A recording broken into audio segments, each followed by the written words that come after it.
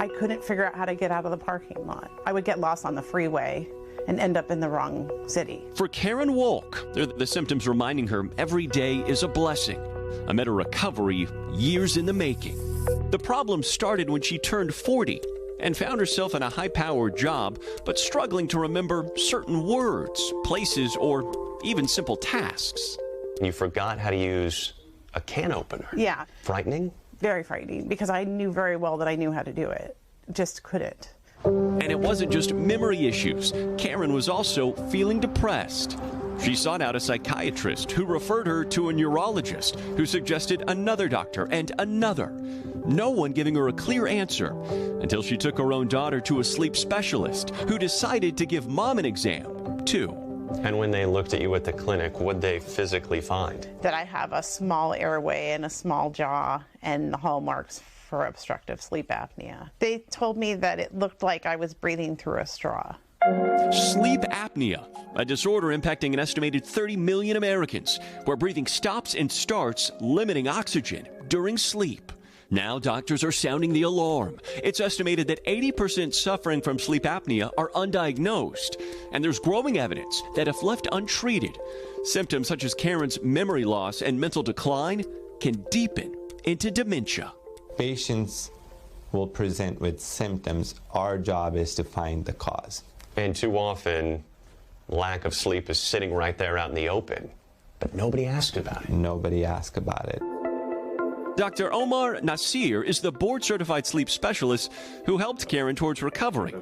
He points to new data showing that 30% of people who know they have sleep apnea choose to go untreated. But he says loss of sleep impacts everything in our bodies. Long list including heart disease, hypertension, heart attack, diabetes, mood disorders. All of that tied to sleep apnea. Sleep apnea and sleep-related disorders. Too often, Nasir says, people treat their symptoms and not the cause, which is why sleep apnea can linger for years. He stresses there are multiple solutions, and CPAP machines, while helping some breathe easier, aren't for everyone. But with studies raising the risk for dementia, especially in women, treatment is critical. Could you have ever imagined, when you got that diagnosis for sleep apnea, that there would be a through line to dementia? No, not at all. For Karen, it took an implant called Inspire Therapy before her mental fog started to clear. The device, implanted like a pacemaker but below the collarbone, sends gentle pulses to muscles in your tongue to make sure airways stay open anytime she falls asleep. Karen says she now gets 8 hours of restful sleep each night, and the rest she is getting has been a game changer for her mental health.